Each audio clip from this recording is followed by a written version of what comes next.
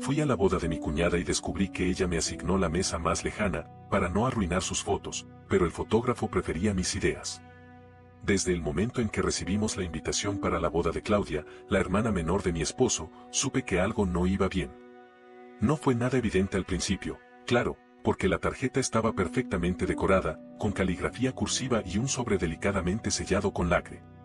Pero mientras otros en la familia compartían entusiasmados que habían sido incluidos como parte del cortejo, que serían madrinas o padrinos de algo, que estarían sentados cerca de la mesa principal o que les habían encargado algún detalle especial, a mí no me mencionaron absolutamente nada.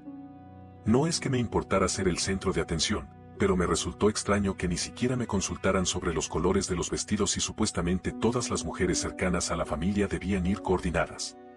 La primera vez que lo comenté en voz baja, una tía me soltó en tono burlón que seguro Claudia quería evitar saturar de tonos fríos en las fotos.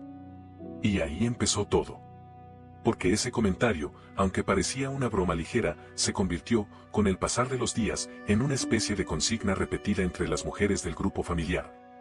Todas haciéndome sentir que algo en mi presencia debía ser suavizado, escondido o simplemente, desplazado. Cuando llegó el gran día, confieso que fui con cierta tensión atravesándome el pecho. Me había tomado el tiempo de elegir un vestido sobrio, sin escote, de un tono neutro y sin ningún detalle llamativo. No quería que nadie, ni Claudia, ni sus amigas superficiales, ni mi suegra, que suele alinear sus opiniones con las de su hija, tuviera excusas para decir que yo había querido robar cámara. Mi esposo, que en todo este proceso había tratado de mantenerse diplomático, me dijo en voz baja mientras salíamos del hotel: hoy vamos a estar para acompañarla, nada más, tú y yo tranquilos como siempre.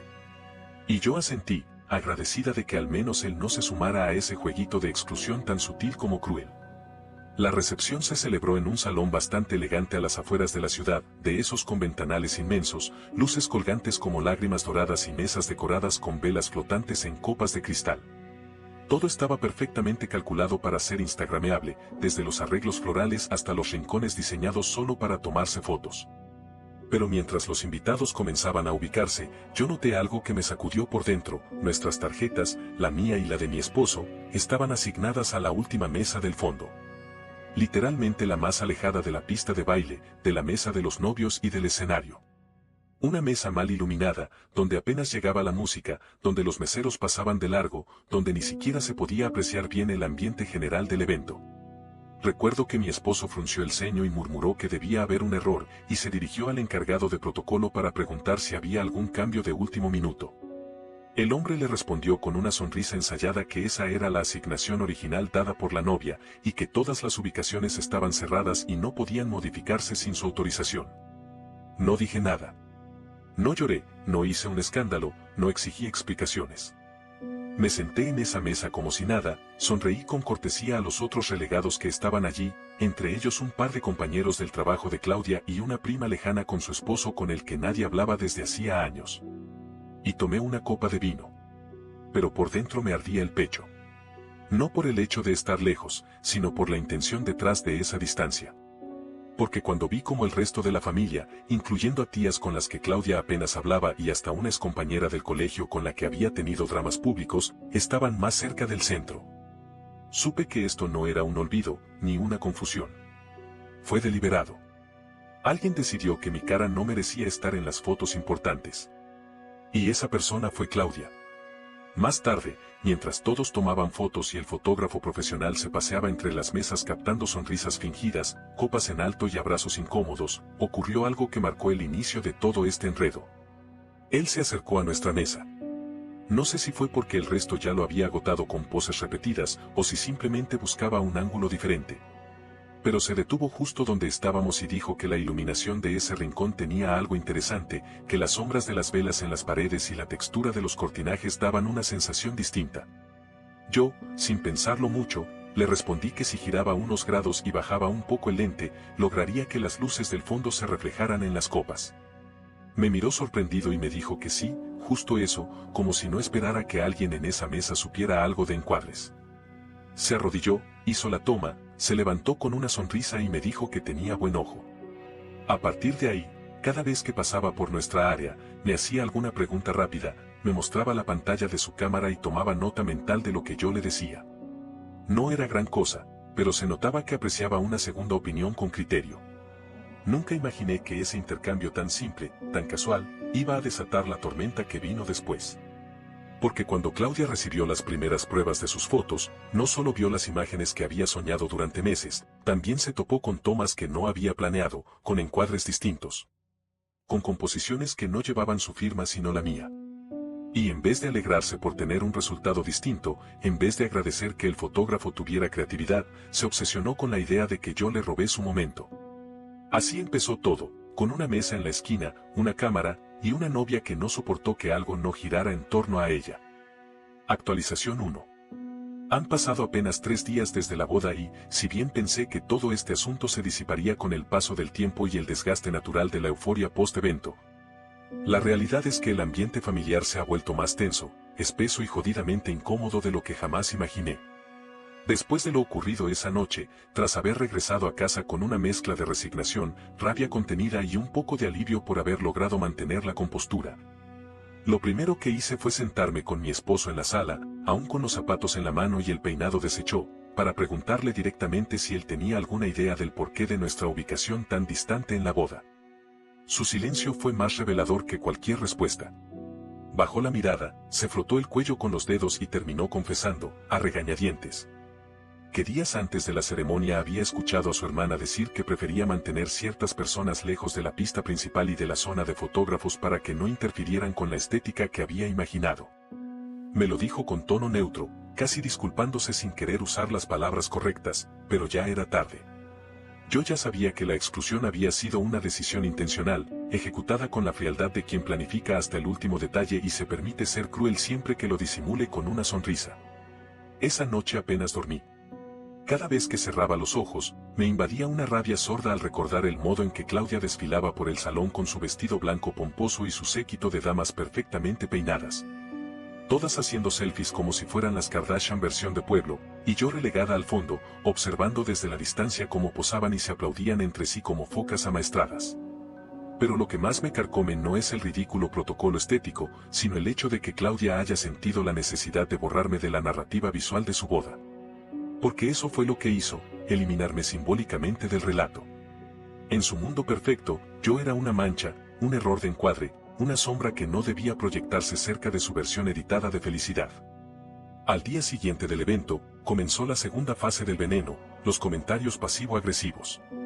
Y no en privado, no cara a cara, sino en el grupo familiar de WhatsApp, como si el espacio virtual sirviera para deslizar cuchillos sin tener que mancharse las manos. Claudia escribió, con su tono habitual disfrazado de humor, que le daba risa como algunas personas se creían directoras de arte por opinar sobre tomas fotográficas. Y que ya entendía por qué hay bodas que se arruinan por la necesidad de los demás de ser protagonistas. El mensaje, aunque ambiguo para quien no supiera el trasfondo, era tan evidentemente dirigido a mí que varias personas del grupo respondieron con risitas de complicidad. Solo una prima de mi esposo, la misma que estuvo en nuestra mesa y fue testigo de todo, me escribió en privado para decirme que qué descaro, que si necesitaba a alguien que confirmara los hechos, ella lo haría sin problema. Le agradecí el gesto, pero no respondí en el grupo. No me iba a rebajar a pelear con una novia resentida que, después de haberse casado, seguía necesitando que todos orbitáramos alrededor de su ombligo. Lo que sí hice, sin embargo, fue hablar nuevamente con mi esposo. Le dije que ya no se trataba del asiento, ni siquiera de las fotos, sino de la falta de respeto constante. Él, para variar, se mostró comprensivo aunque torpemente neutral. Me abrazó mientras decía que lo entendía, que Claudia tenía una forma muy especial de ver la vida, que quizás se sentía insegura y por eso actuaba así, que lo mejor era dejarlo pasar para no generar más conflicto. Pero no pude evitar soltar una carcajada amarga cuando terminó de hablar. ¿En serio tenía que tolerar que su hermana me tratara como una intrusa en su boda y encima recibir burlas públicas sin derecho a réplica? No era solo un malentendido, era un patrón. Era el resultado de años en los que yo había evitado confrontaciones para no hacer olas, y ahora las olas me estaban arrastrando igual. Para colmo, hoy me escribió la suegra. Y si creí que podía encontrar en ella un mínimo de sensatez o equilibrio, estaba completamente equivocada. Me llamó con ese tono condescendiente que tanto la caracteriza, y lo primero que soltó fue que esperaba que no me hubiera sentido incómoda en la boda. Que el protocolo fue complicado y que a veces toca hacer sacrificios para que todo salga armónico. Yo respondí con calma, diciendo que no esperaba protagonismo ni preferencia, pero que me pareció muy extraño que hubieran relegado nuestra mesa al rincón del salón, a lo que ella, sin vergüenza alguna, replicó que quizás Claudia solo quería evitar distracciones visuales, porque ella se esforzó mucho en curar los elementos que iban a salir en sus fotos. Y ahí ya no pude más. Le dije que si para Claudia yo era una distracción, entonces no entiendo por qué me invitó, y que las fotos más comentadas de la noche fueron justamente aquellas en las que el fotógrafo exploró zonas diferentes, curiosamente, las que me consultó a mí. Ella se quedó en silencio unos segundos y luego soltó que bueno, si el fotógrafo tomó decisiones raras, eso ya no es culpa de Claudia. Como si la dirección artística hubiera caído del cielo y yo me la hubiera apropiado sin permiso. El nivel de cinismo me dejó sin palabras. Pero en vez de gritar o hacer escándalo, colgué el teléfono con una sensación que ya no era solamente de rabia, sino de claridad. Me estaban culpando de haber hecho bien las cosas. Me estaban queriendo hacer sentir mal por tener ideas útiles, por tener criterio, por haber aportado algo valioso sin necesidad de figurar. Y eso, para Claudia, para su madre, para esa familia que se alimenta de apariencias, era imperdonable. Porque lo que no pueden controlar, lo que no pueden predecir ni dominar, lo consideran una amenaza. Yo, que solo traté de no estorbar, ahora me había convertido en el enemigo silencioso, en la sombra que arruinó su fantasía de perfección. Lo que no saben es que no pienso quedarme en silencio. No voy a permitir que me usen de chivo expiatorio para justificar su inseguridad. Aún no sé cómo voy a manejar todo esto, pero tengo claro que no me voy a disculpar por algo que no hice. Y mucho menos por brillar, aunque haya sido desde la mesa más oscura del salón. Actualización 2. Una semana ha pasado desde esa llamada con mi suegra y, lejos de calmarse, las cosas se han podrido aún más. Lo que comenzó como un gesto pasivo-agresivo al asignarnos la mesa más alejada, y luego escaló a indirectas en el grupo familiar, se ha transformado en una cruzada personal de Claudia para reescribir los hechos a su conveniencia, borrando cualquier posibilidad de que alguien, especialmente yo, reciba una mínima pizca de reconocimiento que ella no haya autorizado previamente. Porque esa es la parte más enfermiza de todo esto, no le molesta que alguien aporte, le molesta no haberlo podido controlar. Le molesta no haberlo aprobado. Le molesta no haber sido ella la que recibió el crédito, incluso por cosas que ni siquiera se le ocurrieron a ella. Hace 3 días recibí un mensaje privado suyo. No una conversación casual, ni siquiera un intento de hablar desde lo emocional. No. Fue un mensaje largo, redactado con toda la frialdad de alguien que ensaya cada palabra para sonar civilizada mientras esparce veneno entre renglones. Me decía que quería aclarar ciertos malentendidos y que consideraba que mis intervenciones durante la boda habían sido, cito textualmente, fuera de lugar, innecesarias y poco consideradas hacia la protagonista del evento. Me quedé un momento procesando lo que acababa de leer. ¿Fuera de lugar? ¿Por qué? ¿Por hablar con el fotógrafo cuando él se acercó a mí?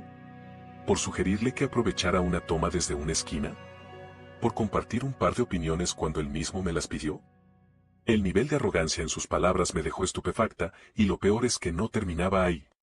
Claudia seguía escribiendo, y en el mismo mensaje me exigía, con ese tono de víctima disfrazada de dignidad, que publicara una nota, aunque sea breve, en mis redes sociales para dejar claro que yo no participé en la dirección artística de ninguna parte del evento, y que todo mérito visual debía ser atribuido a ella y a su equipo de planeación. Cuando terminé de leer, solté el celular sobre la mesa con una carcajada seca. Me parecía tan absurdo, tan ridículamente infantil, que por un segundo dudé si estaba viviendo una escena real o una de esas comedias dramáticas donde la novia pierde el control porque alguien más recibió un halago. Pero no era una película.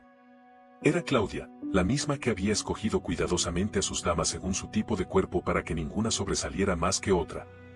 La que pidió a sus amigas que usaran maquillaje mate porque no quería que sus rostros reflejaran más luz que el suyo en las fotos grupales. Ella, obsesionada con el control de cada detalle, ahora me pedía que desmintiera una participación que ni siquiera había sido planificada. Porque en su lógica distorsionada, el simple hecho de que el fotógrafo me mencionara como alguien que le dio ideas se traducía en traición, en invasión, en una afrenta a su grandioso día de princesa. No le respondí de inmediato. De hecho, no le respondí en lo absoluto. Lo hablé primero con mi esposo, como lo he hecho cada vez que este circo ha dado una nueva vuelta. Él leyó el mensaje conmigo y, para mi alivio, esta vez no intentó minimizarlo. Me miró con una expresión a medio camino entre la rabia y la frustración, y dijo que lo de Claudia ya era un delirio de control, que su hermana necesitaba terapia más que una aclaración pública. Luego, casi como pidiéndome permiso, me preguntó si podía decirle algo él mismo, si podía intervenir antes de que esto escalara más. Le dije que no quería arrastrarlo a una disputa que claramente Claudia estaba desesperada por alimentar, porque esto ya no era una conversación familiar, era una guerra de egos disfrazada de defensa de la armonía visual. Y, sinceramente, no iba a prestarme al papel de la mala de la película cuando yo ni siquiera quería estar en escena desde el principio. A los 2 días, ocurrió lo inevitable, Claudia volvió al ataque, pero esta vez de manera más pública. Compartió una historia en Instagram, esa red que ella usa como vitrina de su vida perfecta, donde publicó un carrusel de fotos de su boda acompañadas por un texto que decía que estaba orgullosa de haber conceptualizado cada detalle del evento sin ayuda de nadie más, enfrentando incluso la intromisión innecesaria de personas que no entendieron que una boda no es su plataforma creativa. Ahí estaba el golpe. Disfrazado, sí. Sutil, quizás para los que no conocían el contexto. Pero para mí, y para cualquier persona que supiera lo que pasó, era una puñalada directa. Me etiquetó en una de las fotos grupales, probablemente como una burla, porque ni siquiera aparezco bien en esa imagen, salgo en el fondo, desenfocada, apenas perceptible entre los invitados. Un intento claro de recordarme cuál era mi lugar dentro de su narrativa. Fue entonces cuando entendí que esto no era solo sobre mí. Era sobre poder. Claudia necesitaba demostrar que podía relegarme, minimizarme, neutralizarme. Que podía manipular la percepción pública a su antojo y, si algo se salía de su guión, encontraría la forma de silenciarlo. Pero conmigo se topó con alguien que no se va a dejar. Porque no tengo miedo de decir lo que pienso, y porque, aunque haya estado en la mesa más alejada del salón, mi voz sigue teniendo peso. Lo que más la enfurece, me doy cuenta ahora, no es que yo haya hablado con el fotógrafo. Es que, sin querer, hice que alguien más viera valor en algo que no vino de ella. La sola idea de que un tercero reconozca mérito en alguien más la vuelve loca, porque su imagen está tan frágilmente construida sobre la idea de perfección, que cualquier grieta, por pequeña que sea, la aterroriza. Por eso me pide que niegue. Por eso necesita que me disculpe. Porque no puede soportar la posibilidad de no controlar el relato. Pero no va a salirse con la suya. No voy a negar nada. No voy a pedir perdón. Y, sobre todo, no voy a quedarme callada mientras me señalan como usurpadora cuando todo lo que hice fue contestar con amabilidad a un fotógrafo que se acercó porque, irónicamente, su zona de descarte resultó ser más interesante que el resto del decorado que ella tanto cuidó. Lo que viene ahora no va a ser pasivo. No pienso defenderme en silencio mientras me siguen echando tierra encima para preservar una mentira. Ella quiso guerra, y guerra va a tener. Actualización 3. Han pasado ya 2 semanas desde aquella historia venenosa que Claudia publicó, y aunque pensé que la situación ya había alcanzado su punto más ridículo, estaba completamente equivocada. Porque ahora, con el fotógrafo involucrado directamente en todo este desastre, las consecuencias han comenzado a rebotar de formas que ni siquiera ella puede controlar. Lo más irónico, y lo que me provoca una mezcla explosiva de risa amarga y satisfacción contenida, es que todo esto sigue siendo consecuencia de una cosa que jamás busqué, dar una opinión cuando me la pidieron. No me metí en sus decisiones, no alteré la decoración, no le quité nada. Y sin embargo, estoy convertida en la bruja de su cuento, en la intrusa que contaminó su evento con ideas que no pasaron por su filtro. Todo comenzó hace unos días, cuando el fotógrafo, al que llamaré Julián, aunque no es su nombre real, se comunicó conmigo por mensaje privado. Su tono fue completamente profesional, incluso cálido. Me dijo que quería agradecerme nuevamente por las sugerencias que le di durante la boda y que varias de las tomas resultaron tan interesantes que las había incluido en una selección especial que planeaba mostrar en una exposición de fotografía que organiza cada año con otros colegas del medio. Me explicó que no usaría rostros ni imágenes donde la gente pudiera ser reconocida fácilmente, pero que sí pensaba mencionar, de forma muy general, que se inspiró en una conversación espontánea con una invitada que lo llevó a explorar un enfoque diferente dentro de un evento tradicional. También me dijo que, si me parecía incómodo, no me mencionaría para nada. Le respondí que no tenía problema, pero que prefería mantenerme en el anonimato, sobre todo considerando que su cliente estaba en modo persecución desde hacía días. Él entendió de inmediato y fue sumamente amable al respecto. Creí que eso sería todo. Un cierre elegante a un momento que no debió convertirse en conflicto. Pero no contaba con que Julián, en un gesto de transparencia profesional, le contaría a Claudia que usaría algunas imágenes de su boda para dicha exposición. Le pidió, como corresponde, su autorización formal para usar el material, pese a que ya había editado las fotos para que no se identificara claramente a ninguno de los presentes. Claudia, al principio, pareció acceder sin mayor drama. Pero todo cambió cuando leyó el pie de texto que acompañaría la selección. Julián me escribió después, visiblemente incómodo, para contarme que Claudia lo había llamado furiosa, diciendo que no estaba dispuesta a permitir que se mencionara que otra persona, y menos yo, había contribuido de alguna manera en las ideas de su boda. Según me dijo, su tono pasó de cordial a exigente, repitiendo frases como esa mujer se metió donde no debía, yo soy la única que diseñó cada detalle, y no quiero que se promueva esa narrativa falsa en un evento público. En resumen, volvió a hacer lo que mejor sabe, intentar borrar cualquier rastro que no encaje en su versión de los hechos. Lo que Claudia no anticipó, sin embargo, es que Julián no es un fotógrafo improvisado ni un amateur desesperado por complacer a una clienta neurótica. Es un profesional con criterio, con experiencia, y con un profundo respeto por la integridad de su trabajo. Me dijo que si bien lamentaba la reacción de Claudia, no iba a alterar su visión ni descreditar su propio proceso creativo para complacer a alguien que no comprende los matices del arte. Las fotos no mostraban rostros identificables, el evento no iba a ser vinculado públicamente a la familia, y la exposición era suya, no de ella.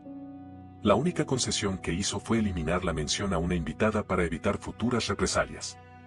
Pero las imágenes, esas tomas que salieron desde la esquina más olvidada del salón, iban a estar ahí. Eran parte del portafolio que había construido con esfuerzo, y no iba a sacrificarlo por el berrinche de una mujer insegura.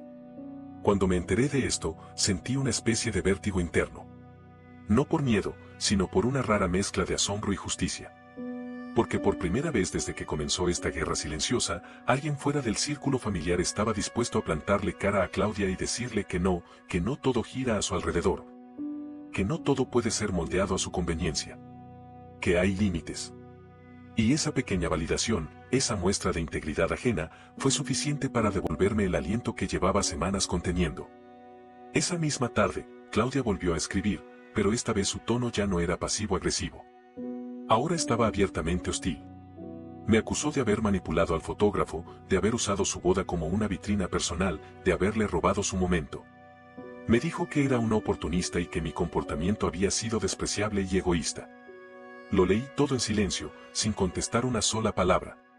No porque no tuviera que decir, sino porque entendí, finalmente, que a Claudia no le interesa la verdad. Le interesa el control. Su necesidad de aplastar cualquier elemento que se salga de su escenografía emocional es tan desesperada, tan patética, que no vale la pena darle combustible. Le mostré los mensajes a mi esposo, quien al principio se quedó callado y después soltó una de las pocas verdades que ha dicho en voz alta desde que esto comenzó. Me miró fijo y dijo que su hermana siempre ha sido así, pero que esta vez, por primera vez, alguien le había puesto un límite y por eso estaba tan desbordada. Porque nunca nadie le había dicho que no y yo fui, sin buscarlo, esa piedra en su zapato. La que no se arrastró. La que no pidió permiso.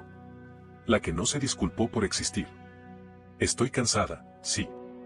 Estoy harta de tener que justificarme por algo que no hice mal. Pero también estoy decidida. No pienso borrar mi voz, no pienso retroceder. Y si ella sigue empeñada en convertir esto en un campo de batalla, entonces que se prepare.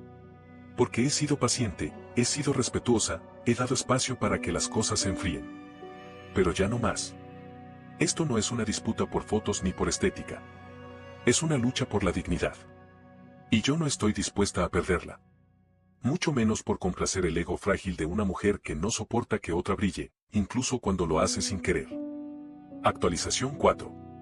3 semanas exactas han transcurrido desde la boda, y cada día que pasa, lejos de calmarse la tensión, pareciera que el conflicto evoluciona como una especie de organismo vivo. Alimentado por los caprichos de Claudia y el silencio cómplice del resto de su entorno.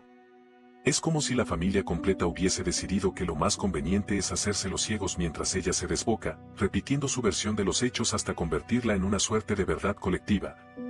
Una historia reconstruida a su antojo, donde ella aparece como la víctima magnánima y yo como la mujer invasiva que no supo respetar los límites de un día especial. Pero lo que no calculó, lo que ni en sus peores escenarios contempló, es que a veces, una persona que ha sido arrinconada lo suficiente aprende a defenderse con precisión quirúrgica. Y cuando eso sucede, ya no hay vuelta atrás. Después de su último mensaje, que ni siquiera me tomé el trabajo de responder, decidí tomar una pausa mental. Apagué el teléfono durante 2 días completos, dejé los chats en visto, no abrí redes sociales y me dediqué a reconectar conmigo misma, con esa parte que había sido desplazada no por un conflicto aislado, sino por años de desplantes camuflados de cortesía. Lo hablé largo con mi esposo, y aunque no hemos llegado a una conclusión perfecta sobre cómo lidiar con su familia a largo plazo, sí acordamos que este ciclo tóxico debía terminar. Yo ya no iba a fingir una cercanía que no existía, ni a asistir a reuniones donde me hicieran sentir como un mueble incómodo que hay que disimular en las fotos. Pero aunque yo me haya tomado un respiro, Claudia no. Ella ha seguido alimentando la narrativa de que fui yo quien transformó su boda en una farsa estética, que manipulé al fotógrafo, que aproveché su evento como plataforma personal. Y lo peor es que sus palabras han comenzado a permear en los oídos de algunas personas que, aunque no estuvieron en el salón aquel día, han decidido creerle simplemente porque es más fácil alinearse con la versión de quien grita más fuerte.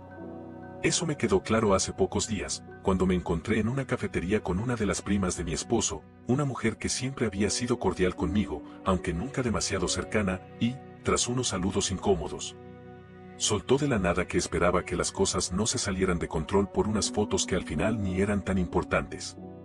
Su tono fue más revelador que sus palabras. No era un comentario casual. Era un mensaje. Una advertencia disfrazada de diplomacia. Lo supe en el acto. Claudia estaba movilizando a sus fichas. Y yo, lejos de amedrentarme, comprendí que era hora de ejecutar mi parte. Esa misma tarde, tomé una decisión que venía masticando desde hacía días: compartir mi versión. No con escándalo, no en público abierto, no como una venganza disfrazada de catarsis, sino como un acto de limpieza emocional. Abrí mis redes personales, las que solo ve mi círculo más cercano, gente que me conoce de años y con quienes tengo un vínculo real, y escribí una publicación clara, honesta y sin rencor. Conté que había asistido a la boda con la mejor disposición, que me habían asignado la mesa más alejada, que el fotógrafo se acercó espontáneamente a esa zona por razones estéticas, que intercambiamos algunas ideas, y que a partir de ahí surgieron ciertas tomas que a muchos les parecieron interesantes. No mencioné nombres. No hablé mal de nadie. Simplemente conté lo que pasó. Lo que realmente pasó. Y el resultado fue inmediato. Recibí decenas de mensajes privados, no solo de apoyo, sino de personas que, aunque no sabían los detalles, sospechaban desde hace tiempo el tipo de relación que Claudia tenía con los demás. Gente que me dijo que la habían visto humillar a otras personas en situaciones similares, que habían notado su necesidad constante de protagonismo, que no era la primera vez que convertía una situación menor en una cruzada personal solo porque no podía tolerar que alguien más brillara en su espacio. Incluso una de sus propias amigas, una con la que ya no se habla desde hace años, pero que sigue a varios de nosotros, me escribió para decirme que no me preocupara. Que Claudia tiene un patrón de destruir todo lo que no puede controlar. Sus palabras fueron textuales: no le ganaste nada. Solo exististe fuera de su guión. Y eso para ella es imperdonable. Sin embargo, lo más significativo fue que mi publicación, a pesar de haber sido compartida en un entorno restringido, no tardó en llegar a oídos de la familia.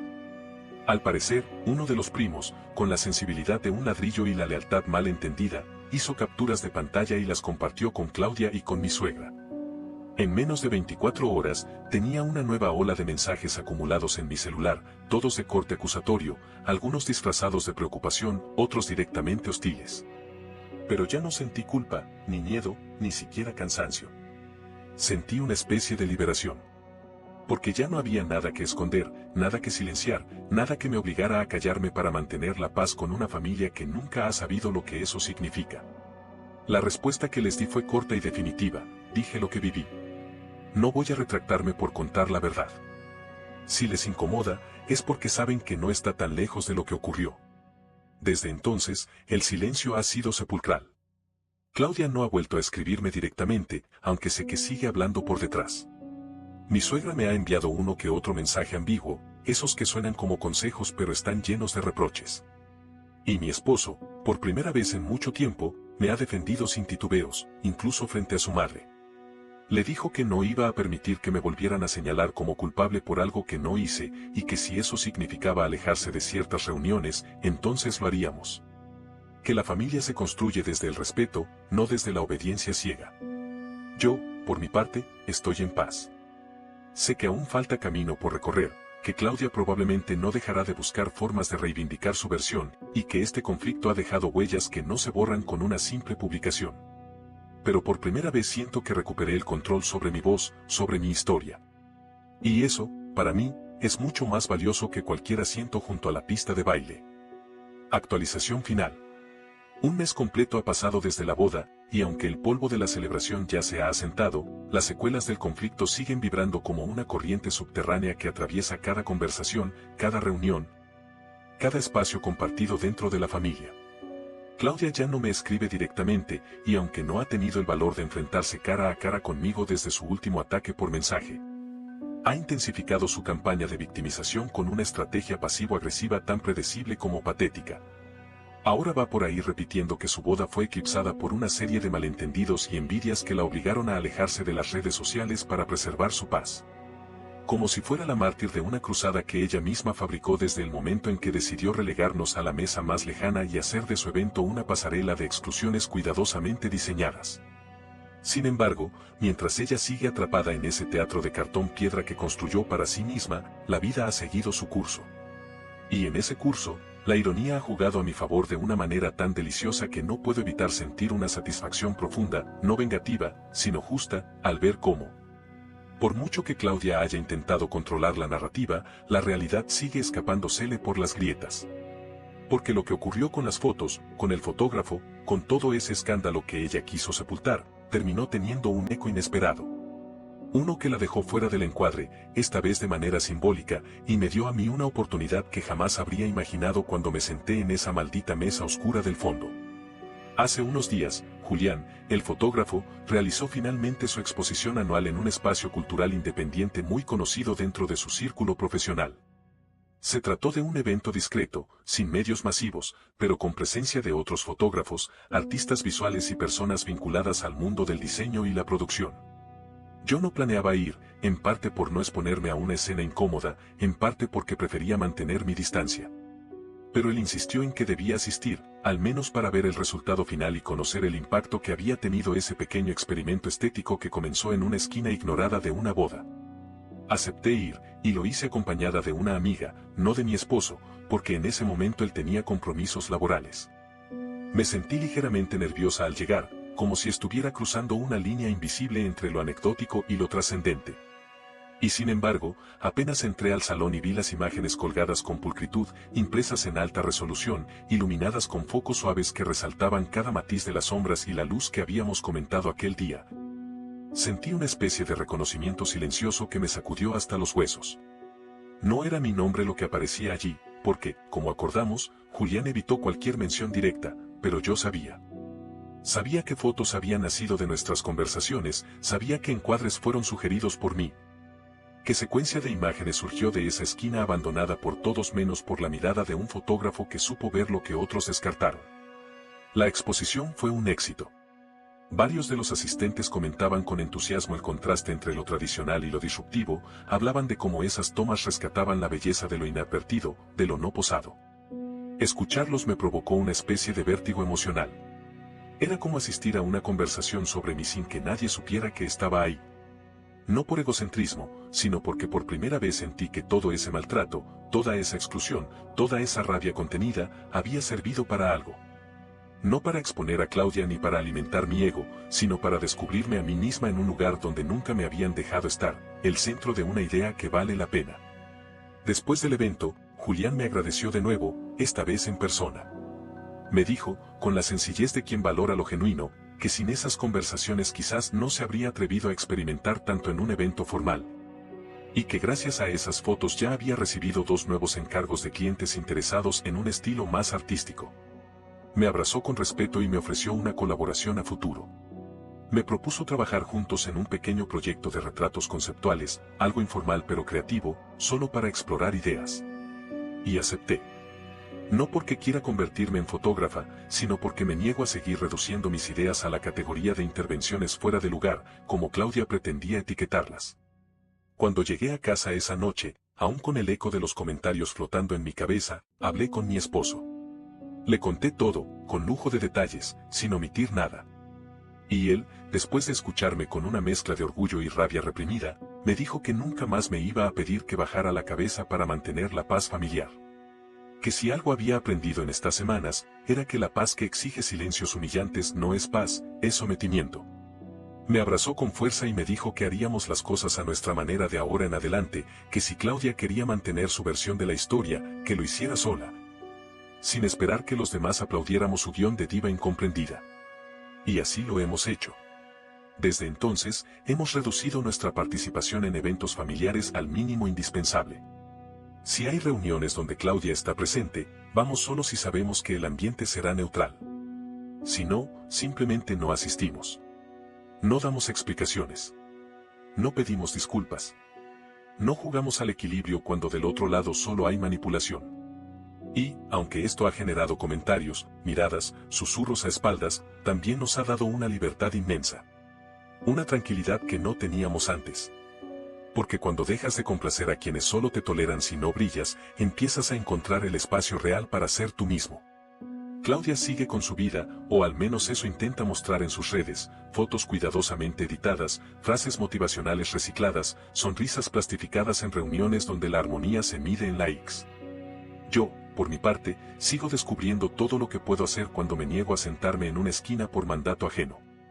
Y aunque suene dramático, sigo creyendo que esa mesa al fondo del salón fue el mejor lugar donde pude estar ese día. Porque desde allí vi con claridad todo lo que necesitaba ver, a quien le incomoda tu existencia cuando no pueden controlarla, quien te borra de las fotos porque teme que tu luz desvíe la atención. Y lo más importante, quién eres cuando decides no pedir permiso para existir. Esa, al final, fue mi venganza. No gritar. No devolver el golpe. No destruir. Solo estar. Y no moverme de mi lugar, aunque me quieran invisible. Porque ahora sé que incluso desde la sombra más distante, uno puede provocar un destello imposible de ignorar. No olvides dejar tu opinión en los comentarios, dejar tu like y compartir este video.